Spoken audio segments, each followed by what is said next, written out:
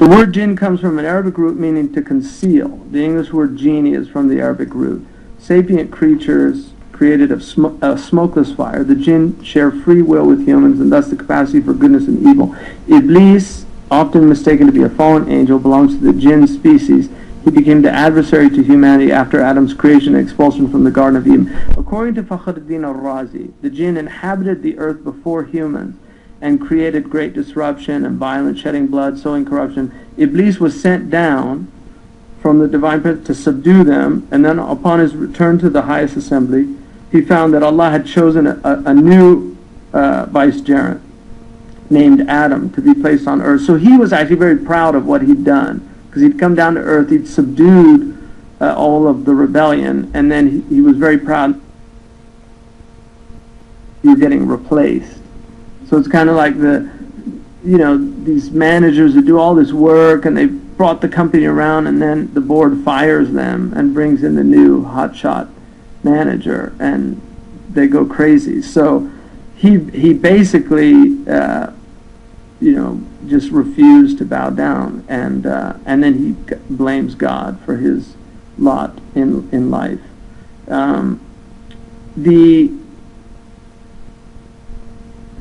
When the angels saw this, they were actually making a qiyas, which is why they said, without knowledge of what Adam was going to do, they knew that he had free will, and so they asked, are you putting another group that are going to do the same thing this previous group did, sow corruption and murder and do all these things? And Allah said, I know what you don't know.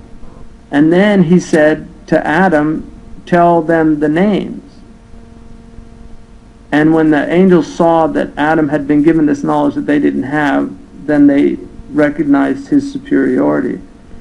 So Iblis refused to do that. And so the jinn have a natural animosity generally towards people. Now if you look in most cultures, there is a jinn mythology.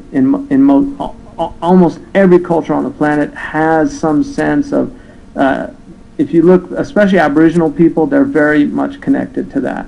I lived in the Sahara, and jinn tend to inhabit desert areas, and there are many, many stories that I heard from people that I trust of their own experience with jinn in the desert and things. So I think that there are people that have had experiences. We tend to ignore a lot of these things that happen to people. Like alien abduction. Alien abduction is classic jinn stuff, because the jinn do yukhtataf. People get taken by jinn, and they do things to them. And so these type stories, and you have a lot of people that have had these experiences all over the world of these type things. So Allahu Alam, I don't know, but it's definitely consistent with what they say in tafsir and things, that in fact Abqar, which is their capital, Kharafa, the Prophet, in Arabic, superstition is Kharafa. Khurafat are superstitious beliefs. But the Prophet once asked Aisha if she knew who Kharafa was, and she said no, and he said Kharafa was a man who was kidnapped by the jinn, so it was like alien abduction. He was kidnapped by the jinn, taken to Abqar, and he saw all these wondrous things that happened with them. And then when he came back, he told people about it, and they laughed at him and said that it was ridiculous and absurd. And so that became Hadithu Kharafa. Like, that's just Kharafa talk. In other words, it's superstition. So the jinn, people don't believe in them, that's fine. Not believing in something doesn't mean that it doesn't exist. There's a lot of people don't believe in God. So,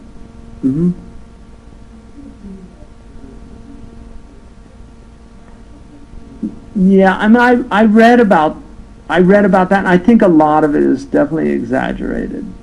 Commercial airlines, there's never been an accident in the Bermuda Triangle in the history of commercial airlining.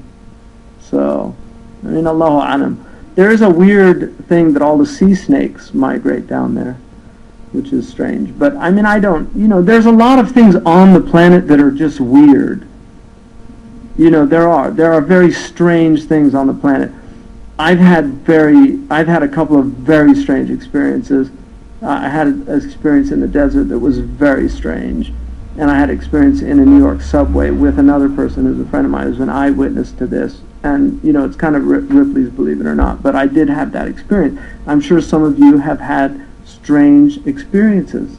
Other people, maybe they haven't. Some people just deny their own, what they're seeing, because they just, you know, they don't have a way of assimilating what's happening to them. So,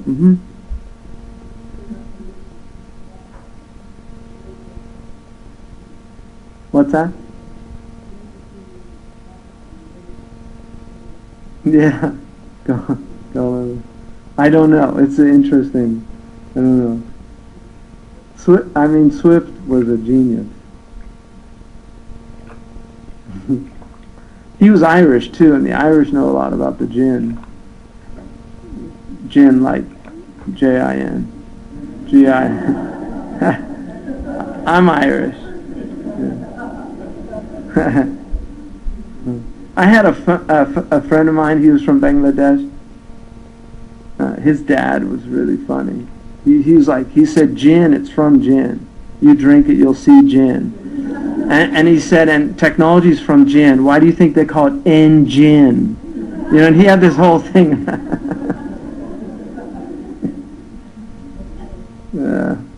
Anyway, the jinn, you know, we believe in them. It's in the Qur'an. You can't deny them. They're creatures, and they're around. You know, they don't live generally with us. They tend to live in isolated areas, like somewhere like, you know, Greenland or Sahara Desert, places, big open places. They like big open places, and that's where they tend to live. So, but there are jinn that do move amongst people as well. And I mean, you have all this weird stuff. There's so much weird stuff out there, and there's a lot of people that believe weird things. So, you know, a lot of Muslims get very obsessed with the jinn, and I think that's a dangerous thing to do.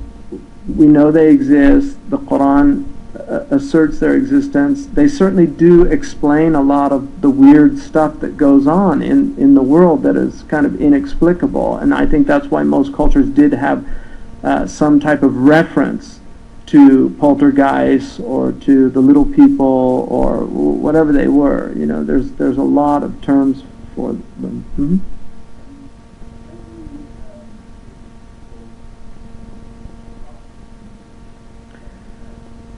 Yeah, generally my understanding is that they have suggestion.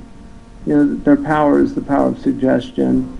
But there's definitely, I mean, I'm going to tell you a true story. I'm not making this up, because this happened to me. I had when I worked with a physician, Hashim Sidat. He lives in Australia now for the Australian people, so they'll confirm this. I had an eyewitness to this. But I worked with him in his office. He was a physician, and there was a man who came in, and you know, he seemed perfectly normal guy, but he was convinced that his wife was having a relationship with some invisible creature, and he told us these stories, you know, and you could write him off as crazy, but he did not seem crazy to me at all. Now, and he would wake up in the middle of the night, and there was something happening.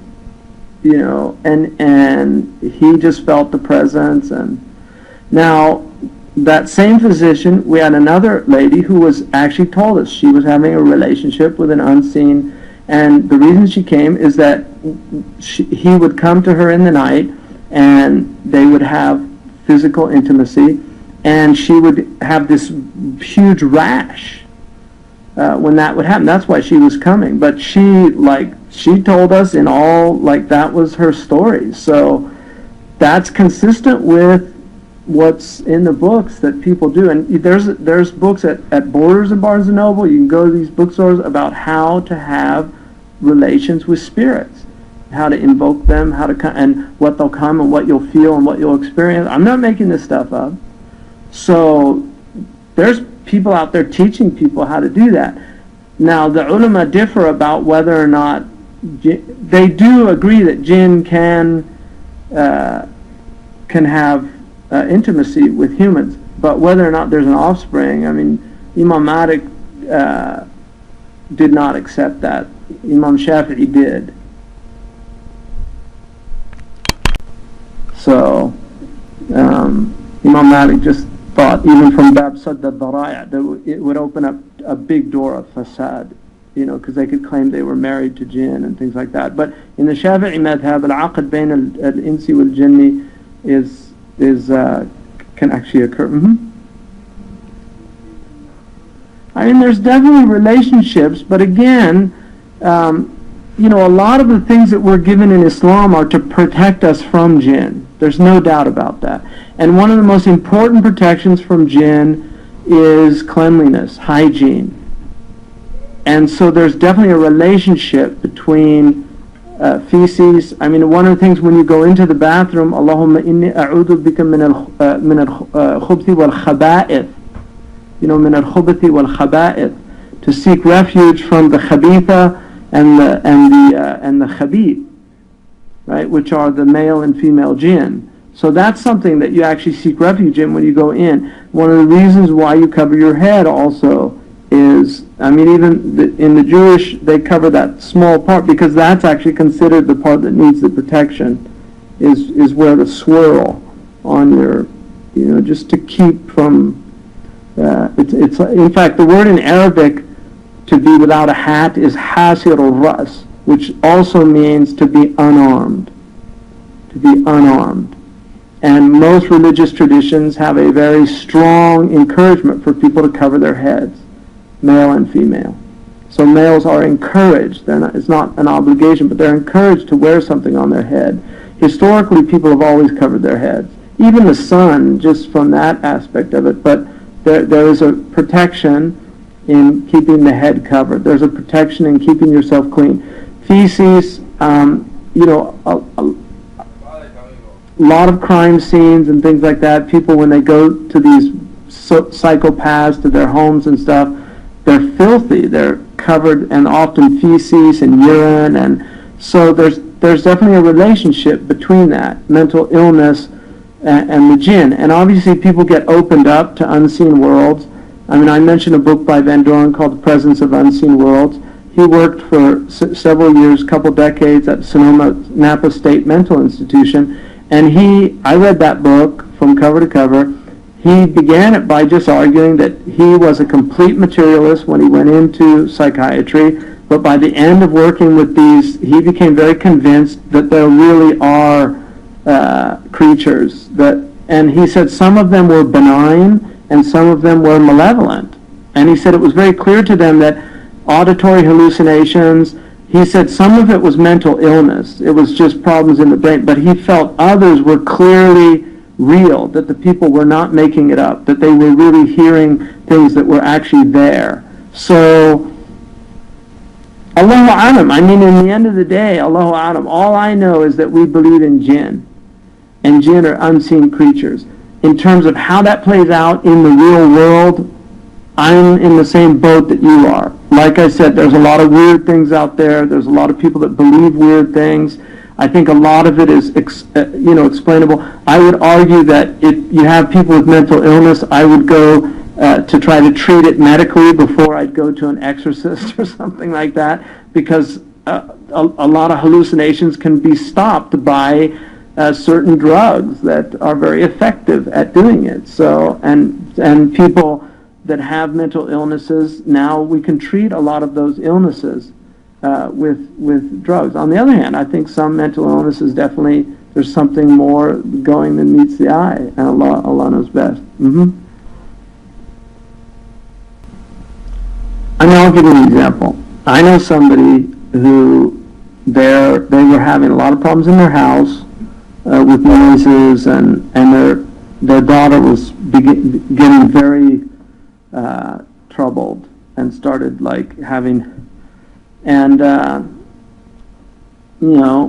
gave him some du'as to do about just getting jinn out of the house and things like that, and he came back to me a couple months later, and he said that it's completely gone. His daughter was fine, everything complete after he started doing those du'as. So jinn will respond to dhikr. There's Udma's father. She's going to kill me for bringing this up. But, her father was in Los Angeles, and he heard some noise, and he just ignored it. But then in the morning, he found a giant boa constrictor in his house. And he said, وَرَبِّ سُلَيْمَانَ, ukhruj, like by the Lord of Sulaiman, get out of here. So he was like commanding him if he was a jinn, because the Prophet ﷺ mentioned, if you find snakes, because jinn can shapeshift, and they tend to take, they take cats and dogs and snakes and they can take different animal forms. And that's how you'll see them if you see them. You won't see them in their form, but they can go into other forms. And so he just said, by the Lord of Sulaiman, leave, but he didn't leave, which means he wasn't a jinn. If it was a jinn, they'll leave. So the Prophet ﷺ said, if you come into your house and there's a snake, you should ask them to leave. Don't just kill it. Just ask it to leave, because he said it might be one of the believing jinn. And if they leave, they'll leave. And just let them leave. And if they don't and they're harmful, then you can kill them. You have permission to kill them. So, what's that?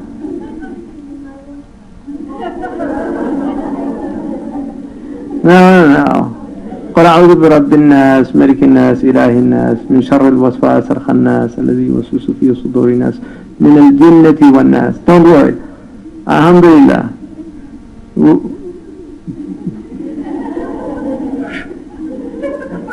They're gone. I just got rid of them.